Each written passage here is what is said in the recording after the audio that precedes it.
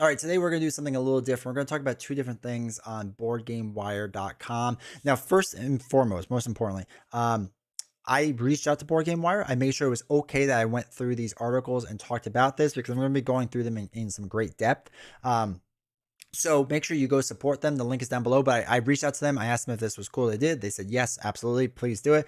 But the link will be down below in the description. Go click on it. Go support them. They have really good stuff. And they're really important, I think, really important news source for this industry.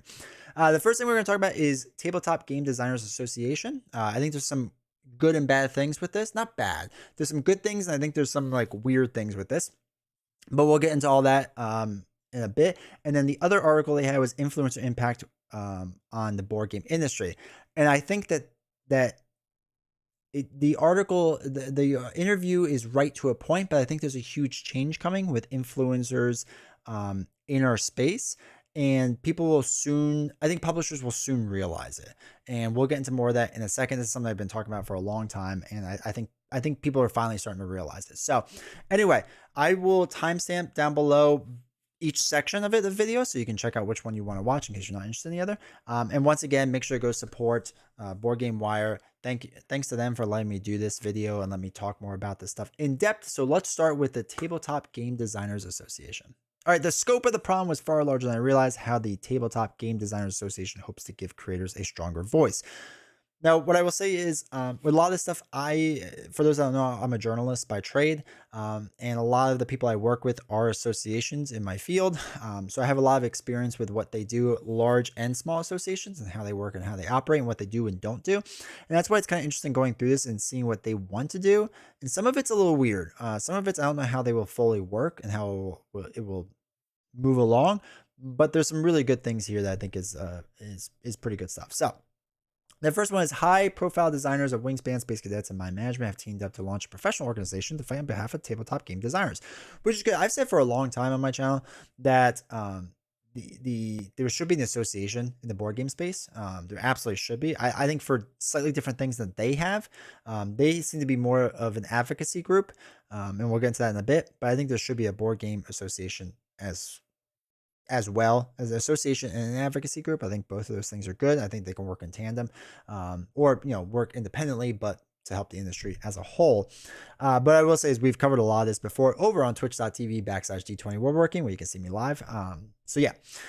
Elizabeth Hargrave, Jeff Engelstein, and Senfung Lim. And if I said your name wrong, I'm sorry. Honestly, I'm really bad with names, so hopefully I didn't mispronounce your names. But if I did, I'm sorry.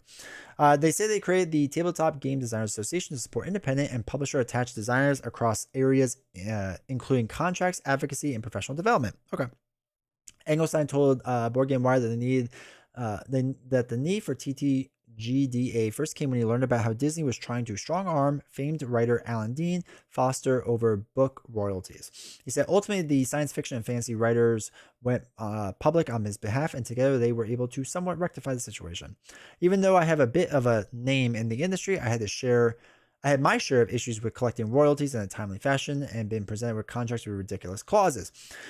Just FYI, if you ever get presented a contract in your personal life, even if it's a work contract and like it's a serious work contract, not like a random job that you're just doing for like a summer or whatever, generally speaking, you should have a lawyer look through anything you sign. Like just generally speaking, you should do that. And lawyers actually right now you can get them online and they're not that expensive. Where they just do contract law and they read through things. Now, I mean, it's still money, right? But if you're doing a contract that's going to be like a year or two and there's guaranteed payments are only on like publication things and all that stuff, like ins and outs, like hire a lawyer. If you're just working a normal job at like a company or whatever, you probably don't, because it's pretty basic stuff. Usually the contracts, if you even have to sign one, is very, very easy to read. So anyway, hire a lawyer. Talking with other designers more well known than I revealed the scope of the problem was far larger than I realized. And if these people are having problems, what was happening to new designers looking to break into the business? Tabletop designers need an organization like the SFWA that can fight on their behalf and expose bad actors, which is fair. So they talk about other organizations, most beyond their geographic center of Germany. Alan Moon was actually president for a bit.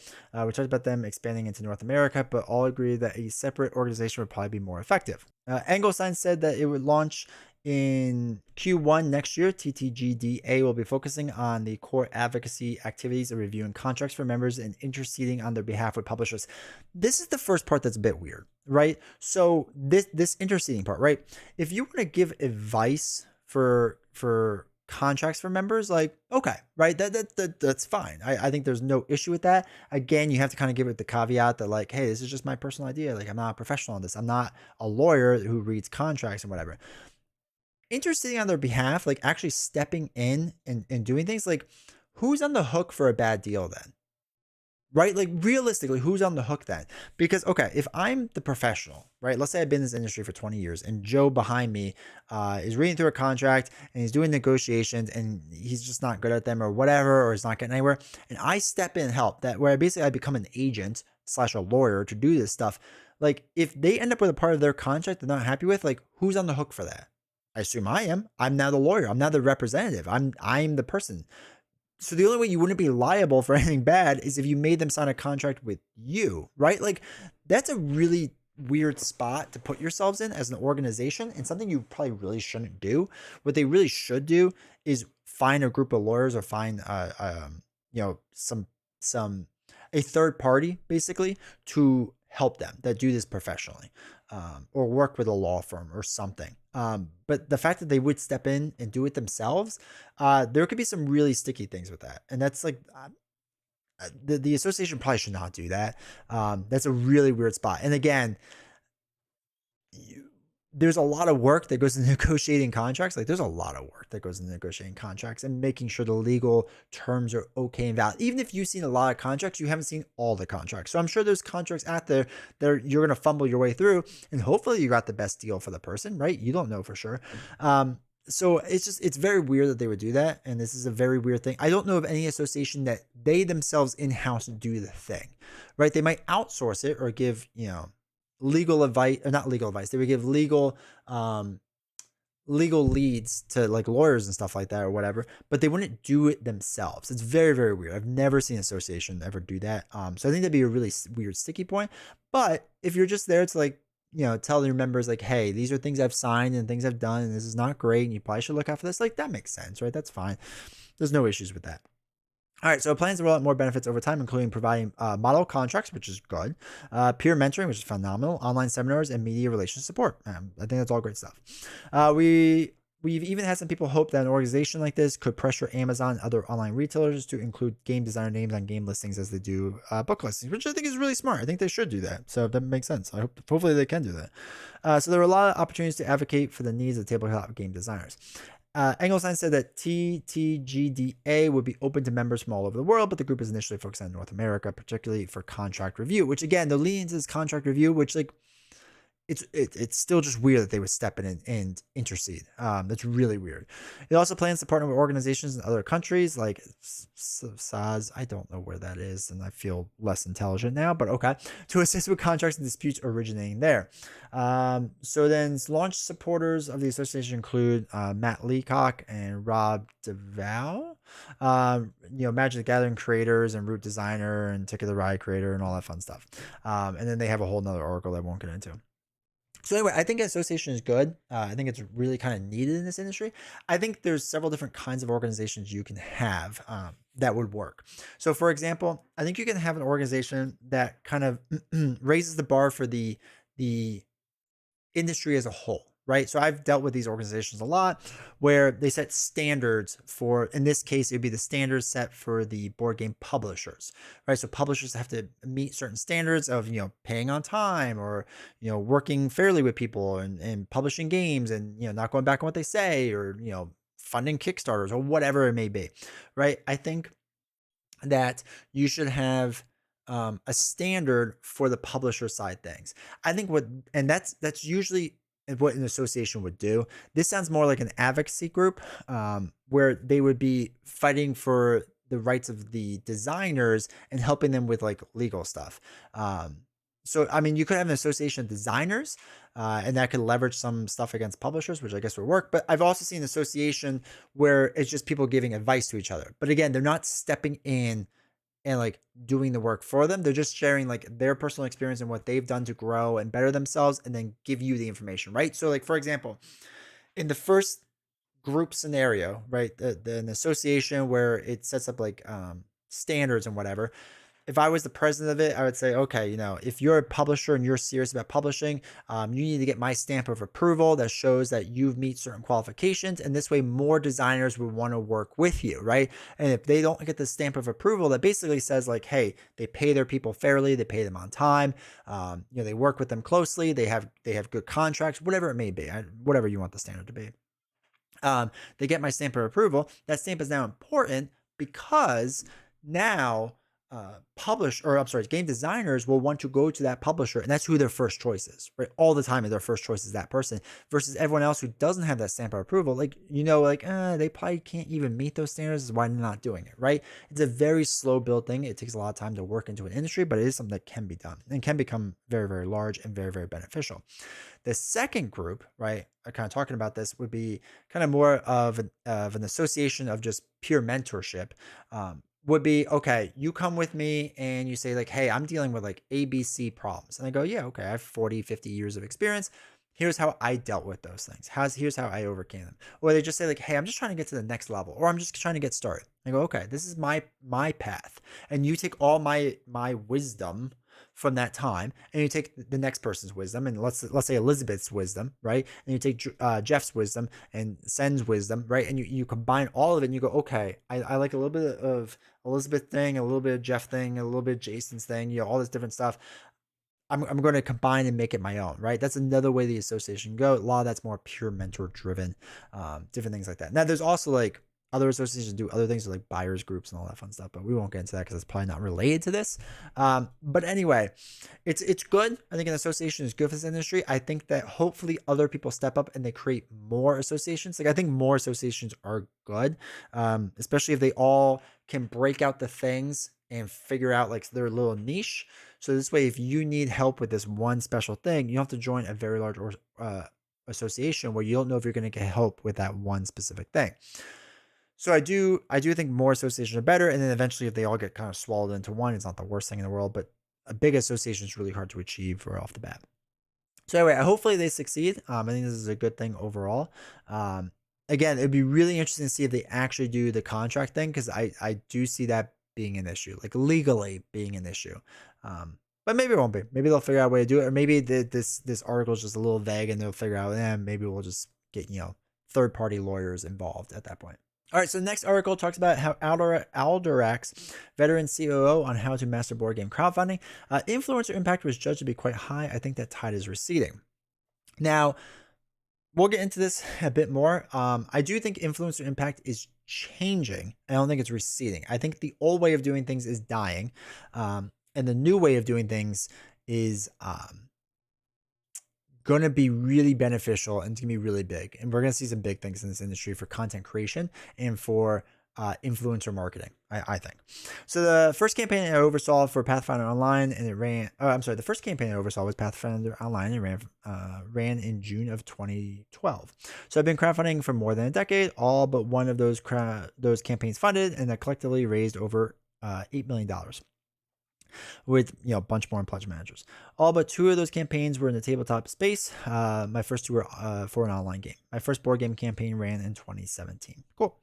The best practices for crowdfunding don't change, but the details certainly do. There is now a small constellation of service providers ready to assist creators with marketing, fulfillment, industrial design, graphic and video assist creation, translation, localization, etc. Speaking about the last half of this thing that we're talking about with associations, if there was an association to like give rough ideas for like small publishers of like, who do I go through for fulfillment and industrial, like all these things, like that's a really good thing for an association to be a part of. Just saying. Kickstarter says that in 2022, $236 million was pledged on its platform in the tabletop gaming category, which is crazy. It's a good amount of money. That's a lot of money funding a tremendous ecosystem. It is a sum larger than the combined annual revenues for all tabletop game publishers combined, except for the large European publishers of Hasbro, Mattel, and Games Workshop. Probably as recently as 2015, and perhaps even more recently. Crowdfunding has been transformational for the business of tabletop publishing. Yep, that's fine. The most important advice I can give to people consider crowdfunding is that crowdfunding is a way to monetize your audience, not a place to build an audience. I think you can do both.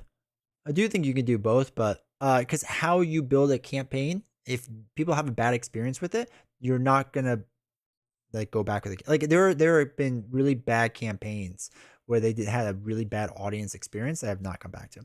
Most successful campaigns have created awareness and interest with a sizable community before they launch. Without that kind of support, odds of a successful campaign are low, and that's true. There's different ways to achieve that, but that's fine. And I guess that's what they mean by building an audience. That you have to build it ahead of time, which I do agree with. But don't ignore your audience, right? Don't ignore your audience. Since crowdfunding has become a mainstream way to market and sell products in the board game space, it's become less useful over time to share lists of things that first-time creators should know or do. There are excellent resources available or accessible via quick share searches on the internet for that kind of assistance. I like to focus on things I'm learning now that help seasoned campaigners increase their success. Okay, cool. So the first question that a team has to evaluate is where to run their campaign. So there's the option of Kickstarter where they've done everything.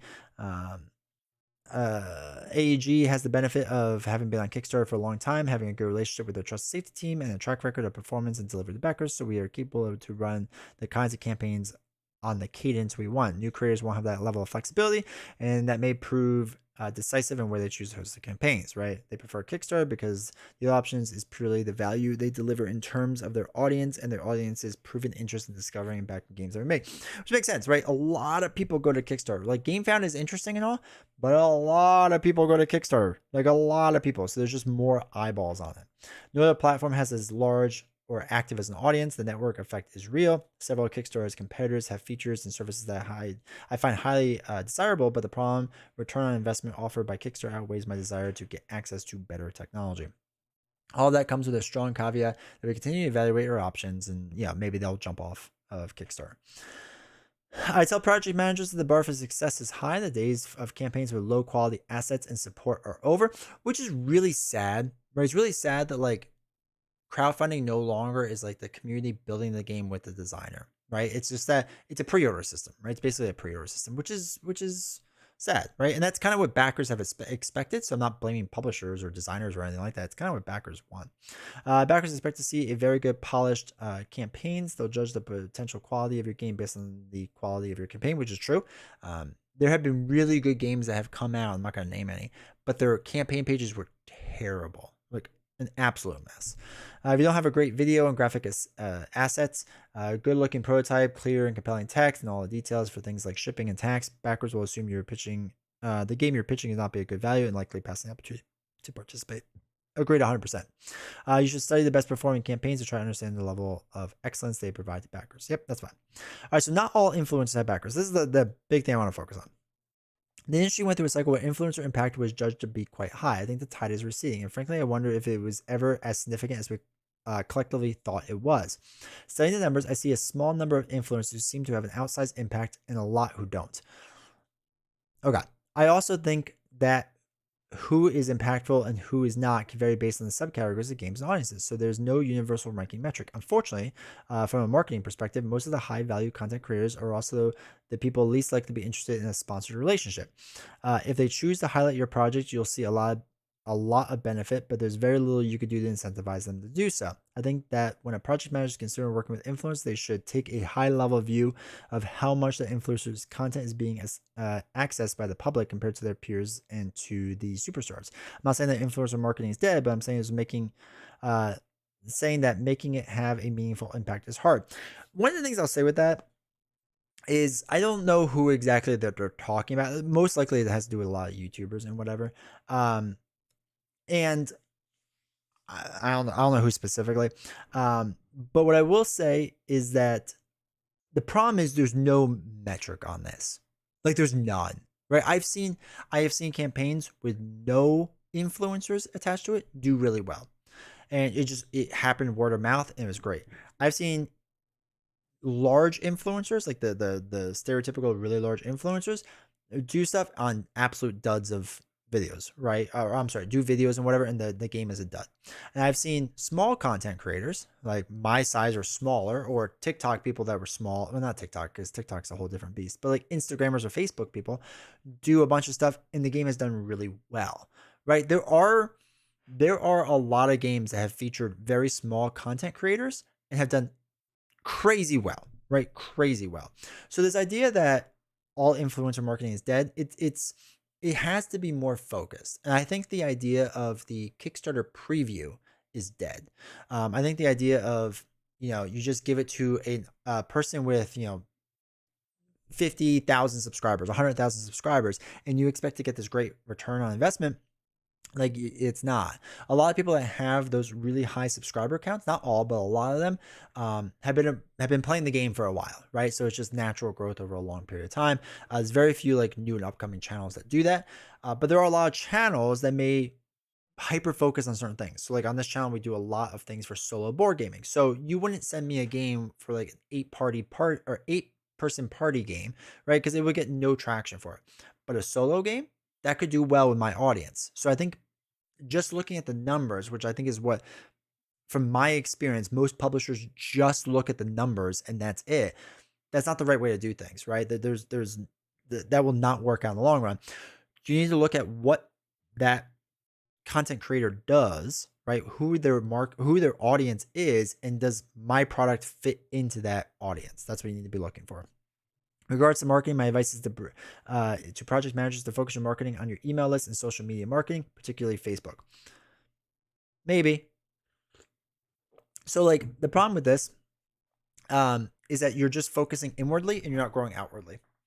So if I have an email list of 10,000 people, right, and I promote my game to 10,000 people, and let's say half of them participate, okay, so that's 5,000 people. But if I'm not getting more people than my email marketing list, I'm not growing then, right? Like, you do want to grow your email marketing list, and I guess their suggestion would be that from social media marketing, which I guess is running Facebook ads.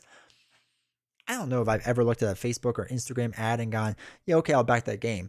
Like, it's been very, very rare that happens. Now, it might work because a lot of this industry does hang out on Facebook and Instagram, so maybe that works, but I don't know. The most important event in your campaign is launch day, which is 100% true. Most campaigns have an extremely predictable funding curve that is determined by the total number of funds raised the day you launch. We think the best way to maximize launch day is to get as many pre-launch project followers as you can, and then we work hard to drive people to the pre-launch page on the crowdfunding platform. Encourage them to follow the project. We try a lot of different promotional ideas to maximize project followers, and so we have not found a magic bullet, but we do think a good data that shows that making some offer to backers that you can track, like sign up for your mailing list, does have a positive effect on numbers, which I agree. Working with service provider for marketing support can be a good choice for many teams. Making social media marketing work well is hard. If you don't have someone on your team with necessary expertise, paying a provider may be the best option. They're expensive, but they do deliver.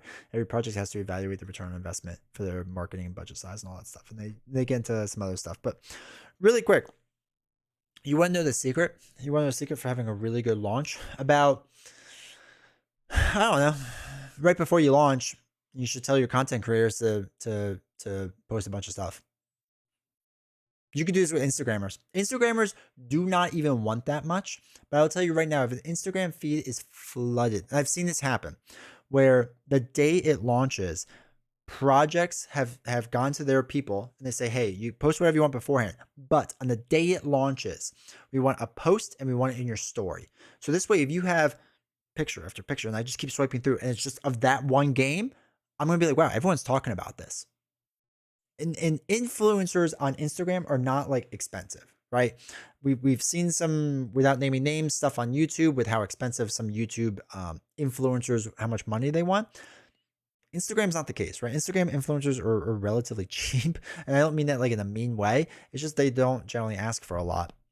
I think they undervalue themselves, but that's a whole nother issue and that's something to talk about. But I will say that if you're just giving out free games, which a lot Instagrammers will do stuff and they'll do pre-posts and all that stuff and get some word out and get some interest in whatever. But if it's going live and it's live, like, let's just say 10 a.m. Eastern time, whatever, tell all your influencers to post then, put in their stories. And if it's flooded like that, you will gain traction, right? That will 100% work. And it doesn't cost much. The same with videos. So for those that don't know, on the YouTube side of things, I can know how well a video is going to do within the first hour.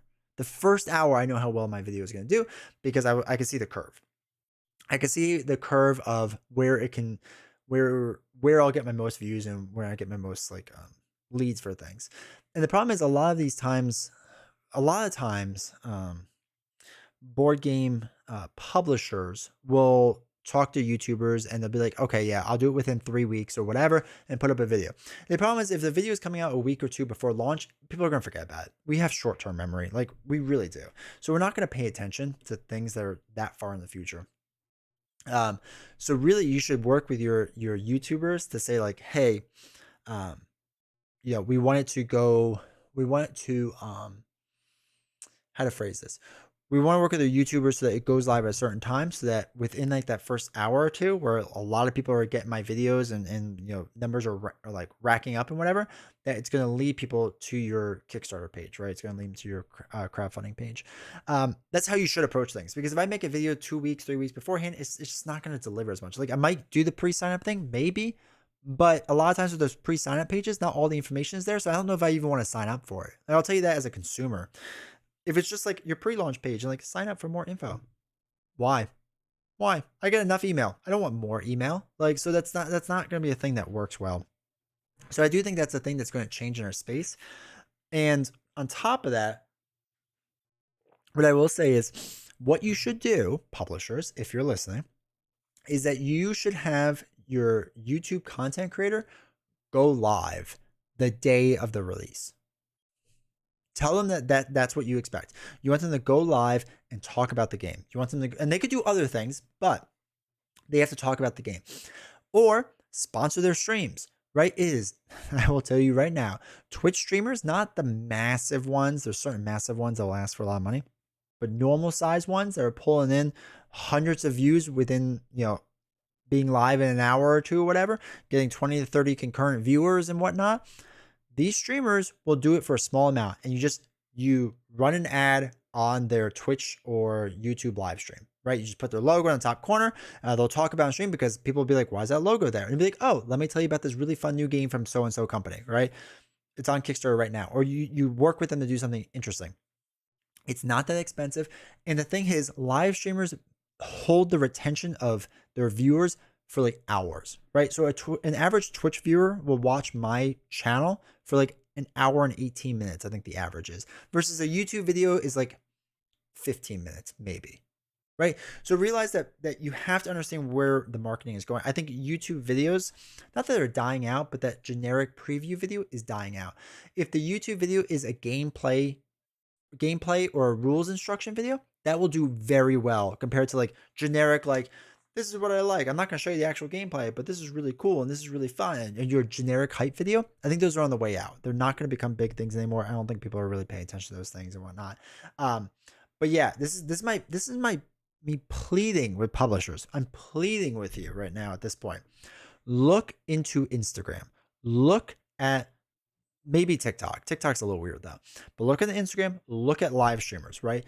The marketing potential is there. Video game companies do this all the time so incredibly well, and they're crushing it, right? And they're getting bigger, right? They were getting huge, and they started working with live streamers and different types of influencers instead of just generic like video game reviewers online on YouTube, and their numbers skyrocketed even more, right?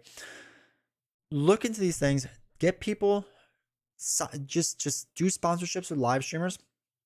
Have them run logos, have them do like ad talks every now and again or whatever. Like they can do all these things. There's nothing wrong with it. But have them do all these things and promote your game either in the background or actively, right? They could be do something else completely different. They could be playing a different game or whatever, or talking about things. There's many channels that just talk about things. Whatever, you can work it out with your content creator. But I think the idea of, okay, I'm just going to pay somebody with a large following on YouTube to do a generic hype video, that's not the formula for success anymore with content creation. So that's why I kind of push back a bit on this whole, not all influencers have impact. One, it depends on what the influencer's market is. Again, I use me as an example. If you have a party game, it's not going to work with my market. It's just not. If you're a solo designer or a solo game publisher, yeah, it'll probably work really well. The other thing is, excuse me. The other thing is that if you're just doing things the old way of influencer marketing with the large YouTubers, it's not going to be a thing anymore. I think that has died out. I think that train is sailing. I think it still works for some content creators, but very few at this point. Okay, so then again, they talk about fulfilling your promise. Make sure you do everything right with fulfilling on your stuff. And this is a big issue with certain companies nowadays have not been fulfilling. They've been you can read the horror stories on Reddit. It's really kind of heartbreaking because it stinks that like people pay hundreds of dollars for this stuff and they just don't get their game, or they have to tell they get told they have to pay even more money, which really stinks. But yeah, and I talk about taxes, which this is a big thing in the industry. And I'm not going to talk too much about this because I think you should read this article, and I'll link. I think I said this already, but I'll link these articles down below in the description. So make sure to support Board Game Wire. Uh, but taxes was a big game changer with VAT tax and whatnot in the EU and the UK. And this changed a lot of things. I think this is pretty important stuff. That has changed a lot and really kind of changed the price of the board game landscape. So anyway, that was the kind of the overview of this. And I just really wanted to kind of harp on the whole influencer thing because I think there's a much larger talk to be had here. And we're just scratching the surface really with this stuff. All right, so I know this was a little bit different of a video, but I think this was some really interesting stuff to talk about. I want to thank once again, Board Game Wire for giving me permission to do this. I really appreciate it. I think I said this in the beginning, but if I didn't, make sure that the links for the articles are down below. Make sure you go click on them. Go support them. They're a great news source. They're really important to this industry, I think. So go support them. Go check out their stuff. I think they have a Patreon page too, so make sure you check it out and all that fun stuff. But yeah, hopefully you'll enjoy this video, and I'll see you all next time.